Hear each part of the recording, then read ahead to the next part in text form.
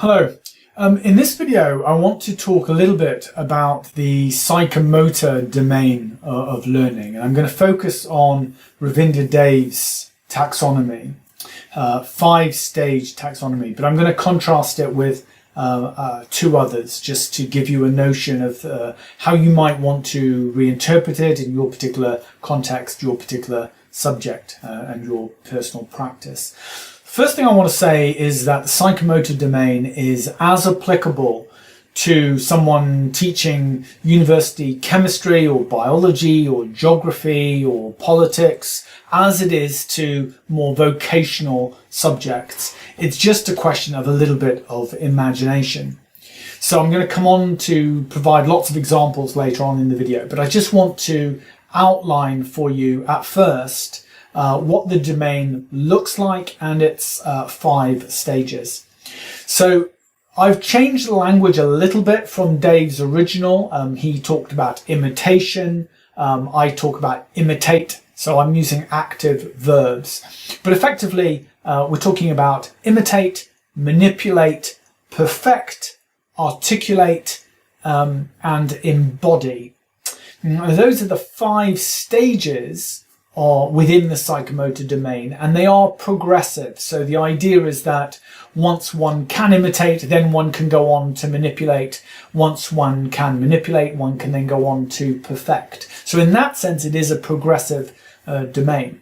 That's not to say, as with all of my circular visualizations of various domains, all 5 domains of learning, that you can't jump in at a higher level. But it just means when you're designing a program, you need to envisage a degree of progression.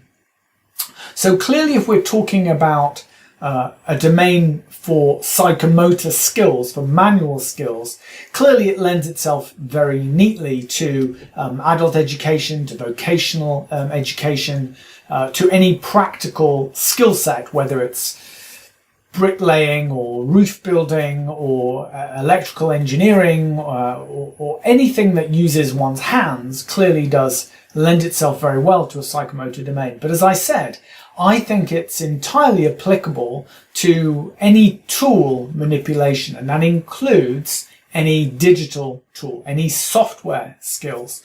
So I'll come on a bit later to suggest what some of those might look like.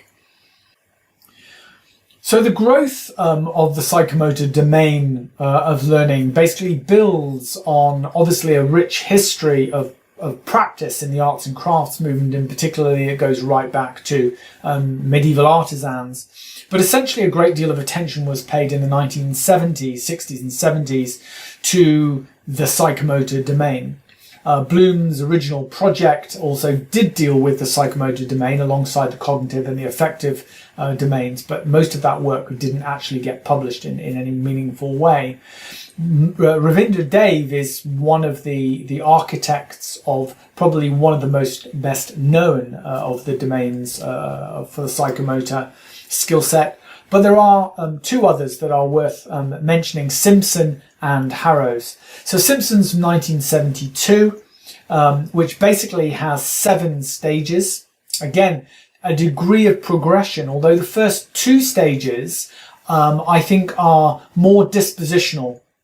So Simpson talks about perception, sensory cues that guide motor activity, and then set as being more about mental, physical, emotional dispositions that allow you to prepare for action. But then there is a degree of progression in next 5 points, in their next 5 points, which basically do act as something of a progression. So guided response, mechanism, complex overt response, adaptation and origination. I don't find it as supportive as Dave's structure. I find it a little bit harder to get my head around various definitions, but I think it is definitely worth exploring and contrasting and looking at the language to compare how it works alongside what Ravinder Dev articulated.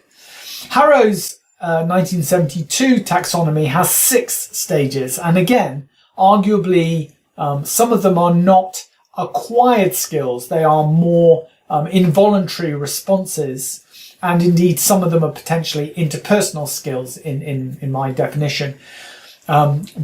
So Harrow describes reflex movements, basic fundamental movement, perceptual, physical activities, skilled movements, and then non-discursive communication. I think it's more about a definitional taxonomy rather than a progressive taxonomy. So I don't find Harrow particularly helpful.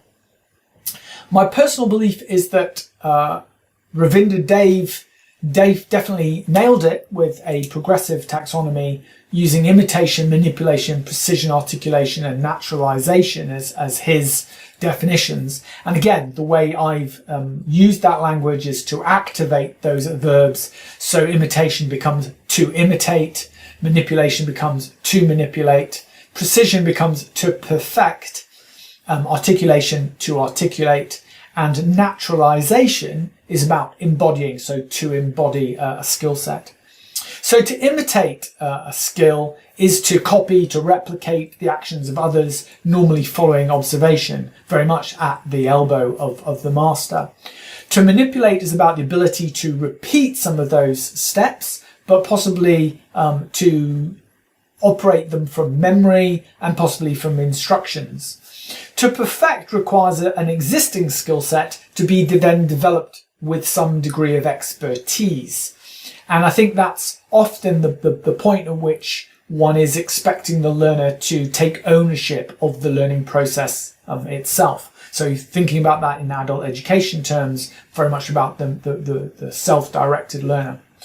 To articulate is really about adopting psychomotor skills acquired in one particular domain and apply them in a non-standard way. So you might learn a particular bit of computer-aided design software, but you know that very well, and you can then pick up another alternative bit of software and apply it in that particular context. So that would be able to articulate those skills in a different context.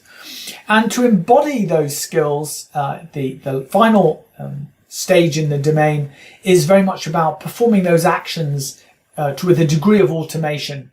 So it's intuitive, it's unconscious. You can pick up a new bit of software and use your existing awareness of how your pre-existing skill set is deployed in that environment.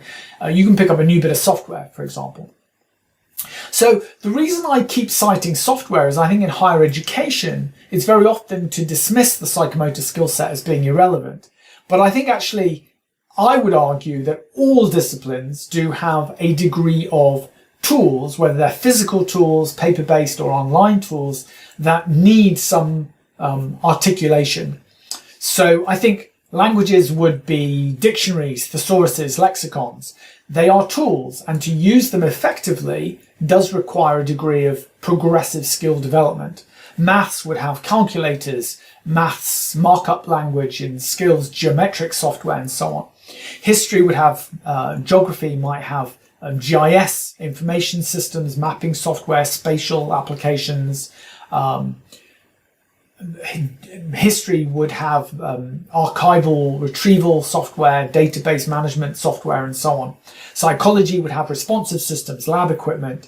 Physics and chemistry also awash with all kinds of lab equipment that need to be calibrated effectively, visualization equipment, and so on. Accounting uses SPSS, it uses business accounting software. Music uses recording equipment. Dance and performance might use lighting rigs and sound equipment. So whether it's a social science, an arts subject, or possibly a humanities subject, there will always be a tool that's deployed at higher levels, certainly in universities. And I would suggest that articulating outcomes using a psychomotor domain makes a lot of sense.